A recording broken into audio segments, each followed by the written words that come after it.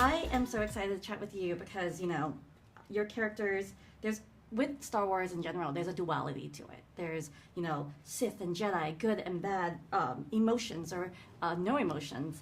And for your characters, Kamir, there's no allegiance. We don't know where he lies. And, but May and Osha, which we're allowed to talk about, there's a duality between them.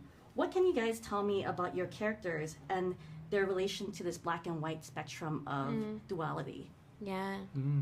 Well, I think for me, Star Wars is actually about the complexity of that duality. And that's what I love so much about it. You see these characters turn from one side to the other. You think about Anakin Skywalker and his internal conflict and struggle and how it leads to his corruption, but how, like, at the end of the day, he turns to the light, like, in his final breath. Like, there's so much complexity. There's characters like Qui-Gon and Jinn. There's, like, the gray Jedi code of ethics. It's what's so interesting about it to me. So to be able to play with that with two different characters, I just thought that was such a brilliant idea on Leslie's part. Yeah. Yeah, I mean, with Chimere,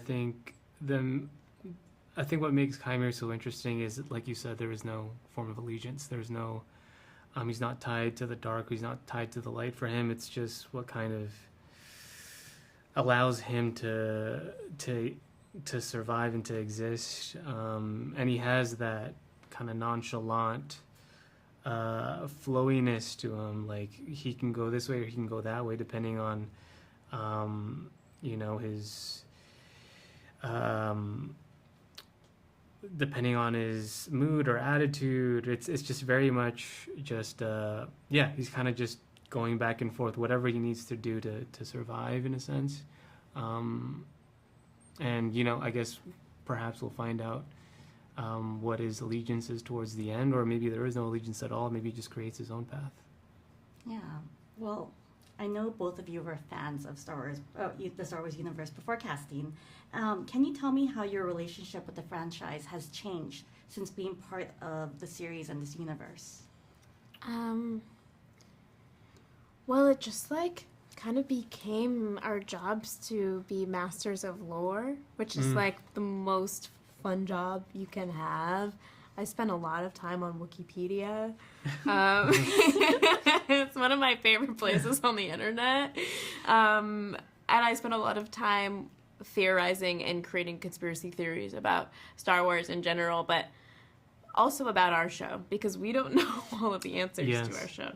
And so I'll bring things up to Leslie all the time, like, is it related to this Darth Lord or this Darth Lord? Like, and I'll try to get her to spill the beans, and she won't. But it's more so that, like, I loved Star Wars before, but now I have, like, a deep lore-based knowledge, and I understand the entire arc of the timeline. Yeah. Yeah. Yeah, I mean, it's, you can't help but dive. I mean, it's so funny. Like, this is our job. Like, we get to just, like, study, but really just watch and enjoy all these films that we previously loved as kids, and just dive into it more, and to be able to contribute to that canon is, it's a huge honor. It's something hopefully people will, the future Star Wars movies or series will look towards. And I mean, we get the honor of exploring a world that's never been really touched, and we kind of get to lay down a foundation of something that's never been seen. So yeah, it's just an amazing thing to be able to do. It's a huge responsibility, but we try not to focus on that pressure. Yeah. Well, speaking of that, you guys did, try to get things out of Leslie and things. It is shrouded in secrecy. Everything is, under wraps and NDAs.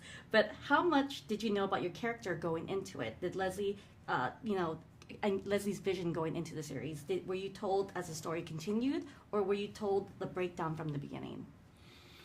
Like the beginning of kind of time of our characters, or like where we meet them in the story? Kind of, yeah. Like when you first came in and you wanted to know more about your characters, she told you a breakdown, or did she kind of tell you as each script was sent?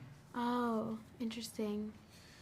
Well, no, we had pretty much we were given an outline of the whole show. And we had a lot of meetings about it in our pre-production schedule, and that was a really collaborative, creative time where we were just allowed to brainstorm and build things out and work on our character designs and do all this kind of stuff. But Leslie actually was very unique in that, I told her, do you have a very sort of rigid idea of what my backstory was like, and she actually wanted me to work on it myself, contribute to it, which made it so much more personal to me, and that I was allowed to craft this entire world from my imagination of where these characters came from and who they were now.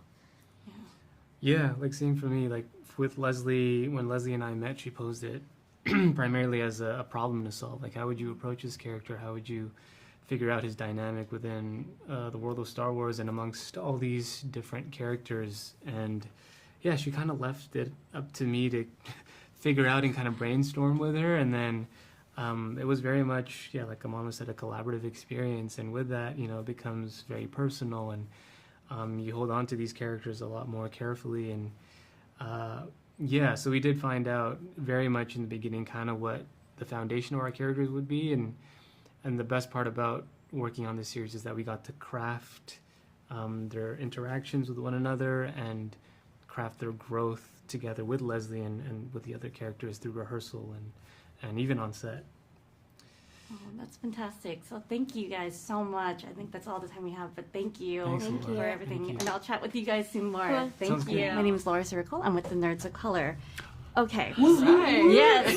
I'm excited. But, Yeah. So I'm gonna I have several questions for each of you, but I'm gonna start with Rebecca because Vanessa is a popular canon character in the Star Wars lore. Everyone loves her, and did you find there was pressure portraying a character with such a rich history? Did you how did you form the character? Yeah, how did you form the character? There's a two-part question. Dafne, she's a 19-year-old mind like a sponge. I'm an old woman and my brain doesn't work anymore. Okay. I didn't really feel pressure until I went to Celebration and they announced that I was playing the character, and I came out and people were so excited. I didn't really understand the fandom of Vernestra, and then I heard that response, and I was like, I wanted to do a good job anyway, but then I really felt it in my soul. And then how did I build the character? I researched, I read everything about her, and then I spent a lot of time talking with Leslie and thinking about what might happen to a 16-year-old prodigy as they go throughout their life and live to the ripe old age of over 100. And and also so much was in the scripts. So, you haven't seen all of them, but more is revealed about her. I mean, she looked really good, so I want her to drop the skincare routine for 100 years. Thank you. With Charlie and Daphne, your characters were created for this universe, was created, and did you feel like it was more difficult or easier to kind of portray these newly created characters? Like, did you feel pressure for that? And how did you form the characters? Like, what were your inspirations? Ooh, I think it feels like such an honor to be portraying a character that comes from the mind of Leslie Headland, because she's such an incredible writer, and to get a call from someone that talented being like, you are worthy of a character that I wrote, was such a huge thing. And I think it was, for me, it was really daunting, because I know how terrifying, how huge the Star Wars fandom was, and it's kind of the most intense fandom in the world, and that was very scary. But in a way, it was really freeing that there was kind of no you have expectations. No, I mean no beef to you, but we kind of got much more freedom in a way, because it's new, and it's the same with the time period. Though the High Republic, we get some creative space to find new, fun, fresh things. On the other side, and I completely agree, but maybe one of the things that was most terrifying is stepping into that position of Jedi. We haven't seen a lot of Jedi in the last couple films or even TV shows that have been coming out. So returning to that storyline and reinvesting in it was daunting, because the Jedi are these, and from where I was growing up, from the films that I was seeing, they were better than could be. They were the utmost and could do nothing wrong, and it was this kind of godlike nature. So getting to see more of the personality, seeing a little deeper root into them was terrifying. To be like, how are we going to explore new outlets of a story of people that we've always known so much about, and do it in the ways that are the ways that people love to hear about them or see them. 100%. Yeah, but it's great because you guys get to play Jedi, and that's and there's pressure in that in itself. But you know what, fantastic job though. I got to see it, and Thank you. I was wondering, Thank you. Thank you so much. Because your characters are new. Like we have a Thielen and a half Thielen, half human, and then you're this kind of like a stickler. What? It's a stickler and stuff Truth, to yes. everything. And I was wondering, where did you find those inspirations though? Did you kind of I'm going to look up all Thielens and their personalities, or did you look up other sticklers, or maybe someone that you were like, I'm going to try to be opposite of I that. made a decision, and Leslie and I talked about this, but he's from Alderaan too, if you want to throw it in there. But I like to tap into my characters from places that I know I exist in, so that was a really easy one to start with, of being like a goody two-shoes and try and go get her. I am that kind of person at times, where I try to do the best that I can be. That's not at times. A lot of the times I get lost in and get really hard on myself, so I just leaned into those parts of myself that I know would be really useful for Yord. Yeah.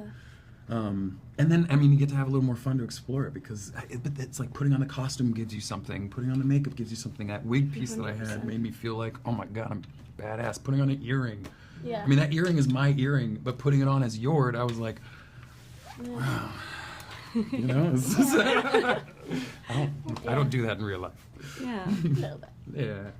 Yeah, for me, I think, first of all, it was huge because Leslie came to me on the first day, and she was like, "Oh, just so you know, I wanted a Thielen character because I really liked the Thielen in the cantina," and she was like, "So no pressure." And I was like, "Oh wait, so I'm portraying your favorite species of alien?"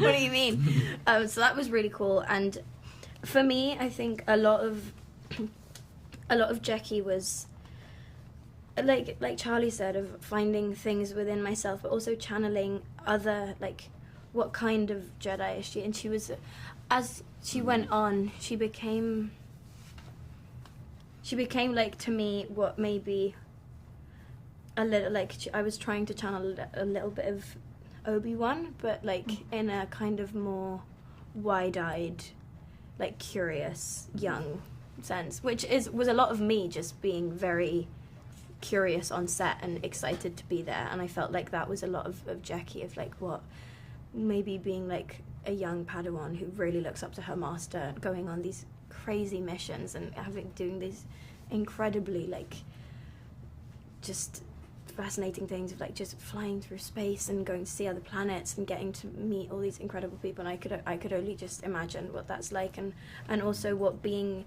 someone who's lived basically on Coruscant her whole life and has been in this institution, what it's like to then step into different worlds and meet someone as incredibly different to her as Osha is, and how that completely tips her world upside down. And and I think a lot of the way that Jackie was created was through the characters around her. Yeah. Well, Leslie said that the Jedi are institution in this series, and everyone else are the underdogs, kind of, in a way. They're the repressed. And not everything is black and white in the series. And this will be the last one, but, what can you tell me about your characters and their relation to this black and white spectrum of good and evil, or Jedi and Sith, or, there's a spectrum of duality of this world?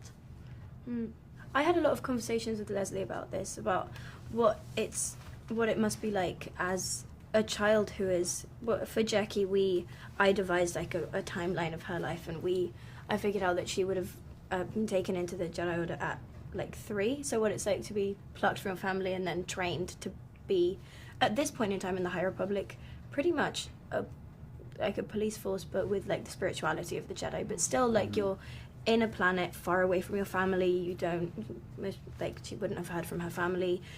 Her paternal figure is this master. It's, how does that shape a human being in such a young mind? And I think, again, going back to the Osha thing, someone who hasn't really questioned that, then being met with the reality of, oh, wait, this person left, and like, what's that like? And she was so similar to me at my age, and how does that change me as a person? And is what we're doing completely right? And just sort of, again, like as a young person, to be met with a completely different reality to your own that you couldn't even imagine. Mm-hmm.